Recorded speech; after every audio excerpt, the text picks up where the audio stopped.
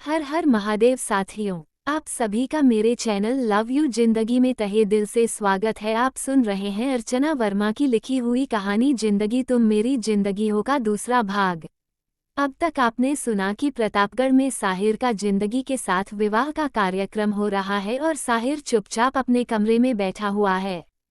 क्या हुआ, तू यहाँ पर चुपचाप क्यों बैठा हुआ है?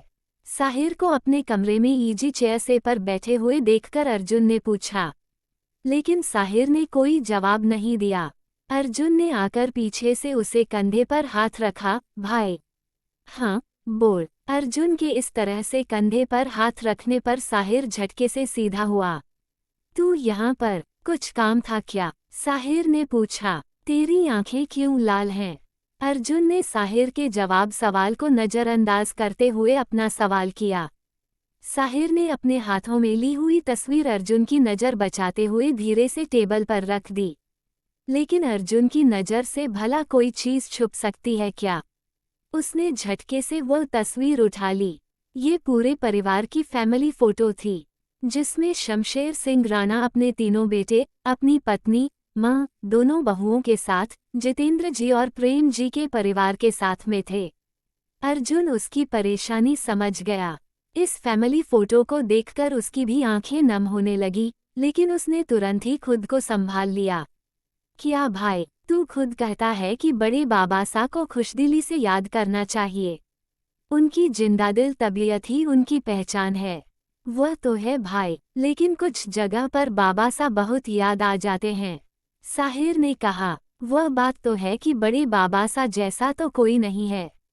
हम बच्चों के साथ भी बच्चे बने रहते थे, और अपने कंपेटिटर्स के लिए या फिर दुश्मनों के लिए उनका नाम ही काफ़ी होता है। तू तो उन्हें अपना आइडियल मानता है और उन्हीं की तरह बनना चाहता है। फिर तूने आज अपना हाल देवदास क्यों बना रखा है? कहीं इस चीज़ का तो अफसोस नहीं आ रहा कि उसी दिन अगर बड़े बाबा सा ने तेरी शादी जिंदगी भाभी सा से करवा दी रहती तो आज तस्वीर का दूसरा रूप सामने होता। अर्जुन ने कुछ जताते हुए कहा। क्या मतलब है तेरा? साहिर ने अपनी एक आंख उठाई। अरे, मेरा मतलब क्या है? कुछ भी नहीं है। मतलब तो भाभी सा और तेरा होगा। अर्जुन ने अपनी एक आंख दबाते हुए कहा। पहले मैं तुझे तेरी ही बात का मतलब समझा देता हूँ। साहिर ने हाथ बढ़ाकर अर्जुन की गर्दन को अपनी गिरफ्त में लेना चाहा। अर्जुन झटके से भागा। साहिर के बदलते हुए तेवर देखकर अर्जुन घबरा सा गया। वो नीचे जमीन पर कुछ खोजने लगा। अब बोल भी दे, यहाँ आया किस लिए है? नीचे जमीन पर क्या ढूंढ रहा है? वो मैं जूता ढूंढ रहा था, अर्जुन ने कहा। जूता? वो किस लिए? तेरा जूता तेरे कमरे में होगा, यहाँ क्या करेगा? साहिर उसकी इस बेसिर पैर की हरकत से परेशान हो गया था। अरे नहीं भाई, तू आज इतना हैंडसम लग रहा है, मन कर रहा है कि तेरे गले में टांग दूं, किसी की नज़र ना लगेगी। अर्जुन ने अपनी जीभ दांतों तले दबाते हुए कहा। 4 जूते खाएगा तू, मेरे गले में जूता बंधेगा? साहिर अर्जुन की तरफ झपटा। अर्जुन अपने बचाव में पलंग के चारों ओर चक्कर काटने लगा। अरे रुक भाई, मेरा कहने का वो मतलब नहीं था। तो फिर क्या था तेरे कहने का मतलब? साहिर लगातार अर्जुन को घूर रहा था, लेकिन अर्जुन तो जैसे अपने यहाँ आने का मकसद ही भूल गया था। भाई, मैं वो, अर्जुन बोला। पहले ये बता तो यहाँ कर क्या रहा है? तेरा सारे काम फिनिश हो गया? साहिर ने पूछा। हाँ, वो मुझे याद आया। बड़ी बुआ सा ने तुझे बुलाया है, वैसे तो पूरी तरह से तैयार हो गया है। तो फिर यहाँ बैठा क्या कर रहा? जल्दी से नीचे चल, अर्जुन बात बदलते हुए कहा। पता नहीं अर्जुन, कुछ घबराहट सी हो रही है। साहिर फिर कुछ थके अंदाज में अपने चेयर पर बैठ गया। शादी को लेकर लड़कियों को घबराहट होना सुना था, पर लड़कों को कब से घबराहट होने लगी? भाई, सब ठीक ठाक तो है ना? अर्जुन कुछ शरारती अंदाज में मुस्कुराते हुए बोला। हर वक्त मजाक नहीं अर्जुन, मैं सच में परेशान हूँ। साहिर ने कहा। वही तो मैं भी जानना चाहता हूँ कि आखिर तू परेशान क्यों है? तुझे क्यों घबराहट हो रही है? जिसका नाम ही दूसरे के दिल में घबराहट पैदा कर देता है, उसे घबराहट हो रही है। तब तो कारण भी कोई बड़ा ही होगा। अर्जुन साहिर का हाथ पकड़ते हुए घुटनों के बल वही उसके पास चेयर के नीचे बैठ गया। नीचे मत बैठ भाई, अच्छा नहीं लगता। साहिर ने उसे वहां से उठाना चाहा। रहने दे, मैं वैसे भी तेरे से छोटा हूँ। तेरे बराबर बैठकर भी तेरे बराबर नहीं हो जाऊंगा। मैं जहाँ हूँ ठीक हूँ, बस तू ठीक रह। बता क्या बात है? मैं ठीक तो कर रहा हूँ ना? साहिर ने अर्जुन की तरफ देखते हुए पूछा। ठीक कर रहा हूँ का क्या मतलब? गलतियों का चलता फिरता पुतला तो मैं हूँ। तू कब गलत करता है? अर्जुन ने कुछ न समझते हुए साहिर की तरफ देखा। वह बात नहीं है अर्जुन, बात को समझने की कोशिश कर। साहिर ने बहुत परेशानी से कहा। भाई प्लीज गोल गोल बात मत घुमा। तू तो जानता है ना कि तेरी जितनी बुद्धि मेरे दिमाग में नहीं है। मैं तेरी बात सच में समझ नहीं पा रहा हूँ। आंखें तुझे घबराहट क्यों हो रही है? तुझे ऐसा क्यों लगता कि तू गलत कर रहा है?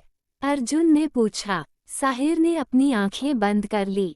देख मैं तुझसे झूठ नहीं बोलूंगा और तुझसे झूठ बोलकर कोई फायदा भी नहीं है। साहिर ने कहा। चल ठीक है, तुझे ये बात समझ में तो आ गई ना कि मुझसे झूठ बोलने से कोई फायदा नहीं है। आगे बोल, अर्जुन ने कुछ अकड़ते हुए कहा। बात सुनेगा या फिर थप्पड़ खाएगा? साहिर ने उसे गुस्से से देखा। कान मेरा, हाथ तेरा, अब जो जी में आए कर। कान के अंदर बात डालेगा तो बात भी सुन लूंगा। अगर कान के नीचे दो बजाएगा तो थप्पड़ भी खा लूंगा, लेकिन फिलहाल में बात सुनने का मूड है। थप्पड़ खाने का नहीं, इसलिए बात सुन लूंगा, लेकिन पहले तू बात तो बता। अर्जुन कुछ गंभीर होते हुए बोला। साहिर की हालत देखकर उसे अंदाजा पर जरूर हो गया था कि बात कुछ गंभीर है, इसलिए अर्जुन बिल्कुल सीरियस होकर बैठ गया। तू तो जानता है ना कि शादी किन हालातों में हुई थी? नहीं मेरा शादी का कोई अटेंशन था और न ही मेरे दिमाग में ऐसा कुछ था कि मुझे जिंदगी से ही शादी करनी है। मेरी लाइफ में पहले से ही जागृति थी, जिसके साथ मासा ने बचपन में ही रिश्ता तय कर दिया था। मुझे भी कोई ऑब्जेक्शन नहीं था, शादी ही करनी थी, किसी से भी कर लेते। लेकिन उस दिन जब जिंदगी मैरिज कोर्ट में शादी करने जा रही थी, वहां जयंत को देखकर मैं आपे से बाहर हो गया और मैंने जबरदस्ती ही जिंदगी से शादी कर ली। मैं इसे जबरदस्ती ही कहूँगा क्योंकि ना ही मैंने जिंदगी से उसकी मर्जी पूछी और ना ही खुद की मर्जी को भी अहमियत दिया। बस दिमाग में जो आया बिना सोचे समझे कर लिया, बिना विचारे जो करे सो पाछे पछताए। चल आगे बोल, कहीं तुझे ऐसी चीज का पछतावा तो नहीं हो रहा? अर्जुन ने पूछा। मुझे आज तक अपने किसी भी फैसले को लेकर कोई पछतावा नहीं हुआ। साहिर सिंह राणा अगर एक बार कदम बढ़ा देता है तो वह किसी भी कीमत पर पीछे नहीं लेता। लेकिन बात यहाँ सिर्फ मेरे कदम बढ़ाने से नहीं है, बात यहाँ जिंदगी की भी है। ये जिंदगी का भी फैसला है। अपनी जिंदगी का फैसला तो उसे खुद लेना चाहिए ना? साहिर ने कहा। तो तुझे इस बारे में जिंदगी से पहले बात कर लेनी चाहिए थी। अर्जुन ने कहा। अरे यार, यह इतना आसान कहाँ है? मैं उससे क्या बात करूँगा? वो बिल्कुल छोटी बच्ची है जिसे खुद सही गलत का पता नहीं। साहिर ने कहा। तब अब सब कुछ भगवान के हाथ में छोड़ दे। अर्जुन आराम से बोला। भगवान के हाथ में कैसे छोड़ दूं, जब सब कुछ जिंदगी के हाथ में है?